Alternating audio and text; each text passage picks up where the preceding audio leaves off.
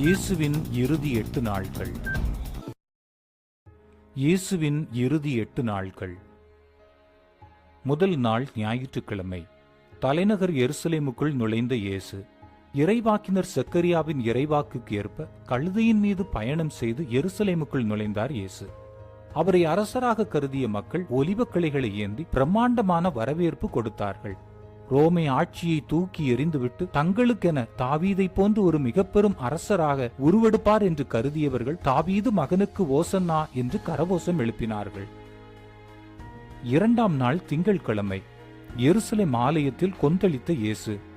அண்மையில் நிகழ இருந்த பாஸ்கா திருவிழாவை முன்னிட்டு எருசலேம் ஆலயம் வணிகக்கூடமாக மாறியிருந்ததைக் கண்ட இயேசு சாட்டையை எடுத்து பின்னி நாணயம் ஆற்றுவோரையும் ஆடு மாடு விற்போரையும் விரட்டியடித்தார்.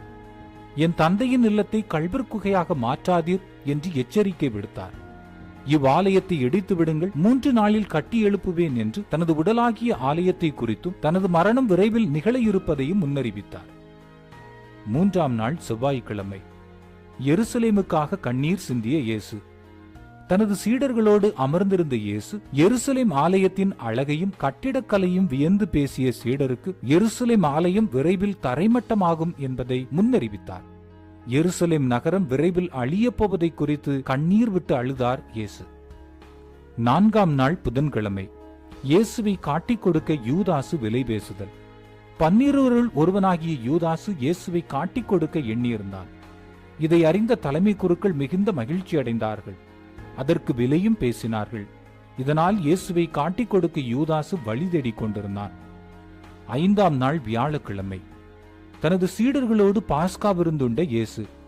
இயேசு தனது சீடர்களோடு பாஸ்கா விருந்து அருந்தினார். குருத்துவத்தையும் திருப்பலியும் ஏற்படுத்தினார். பின்னர் பந்தியிலிருந்து எழுந்த இயேசு தனது மேலுடையை அகற்றிவிட்டு துண்டை இடுப்பில் கட்டிக்கொண்டு தனது சீடர் ஒவ்வொருவரின் பாதங்களையும் கழுவினார். இறுதி நேரம் நெருங்கி வருவதை அறிந்த இயேசு கெத்செமனி தோட்டத்தில் தனது சீடர்களோடு ஜெபித்துக் கொண்டிருந்த போது கைது செய்யப்பட்டார்.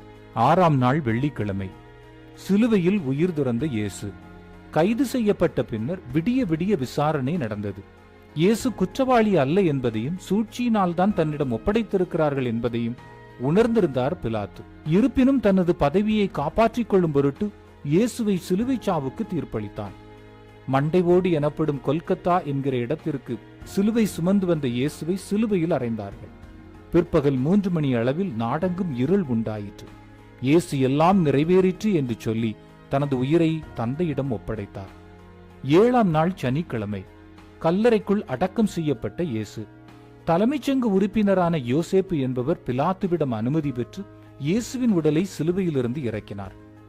பின்னர் மெல்லிய துணியால் இயேசுவின் உடலை சுற்றி பாறையில் குடைந்திருந்த கல்லறையில் இயேசுவின் உடலை வைத்தார்.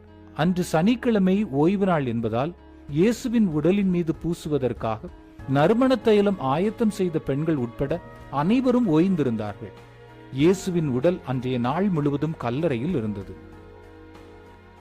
எட்டாம் நாள் ஞாயிற்றுக்கிழமை. உயிர் தெழுந்த இயேசு. ஓய்வு நாள் முடிந்ததும் ஞாயிறு அதிகாலையில் நறுமண பொருட்களுடன் கல்லறைக்கு விரைந்தார்கள் பெண்கள். ஞாயிறு காலையில் நறுமண பொருட்களுடன் கல்லறைக்கு விரைந்தார்கள் பெண்கள். கல்லறையை மூடியிருந்த கல் அகற்றப்பட்டிருப்பதையும் இயேசுவின் உடல் காணாமல் போனதையும் கண்டு பதற்றமடைந்தார்கள் பெண்கள். அங்கிருந்த வானதூதர்கள் அவர்களிடம், உயிரோடு இருப்பவரை கல்லறையில் தேடுவது ஏன்? அவர் இங்கு இல்லை, அவர் உயிருடன் எழுப்பப்பட்டார் என்றார்கள். இயேசு உயிர்த்தெழுந்தார் என்கிற செய்தியை சீடர்களில் துவங்கி பாரெங்கும் பறைசாற்றினார்கள். எங்களோட யூடியூப் சேனலை மறக்காம சப்ஸ்கிரைப் பண்ணுங்க. அதோட பெல் ஐகானையும் கிளிக் பண்ணுங்க.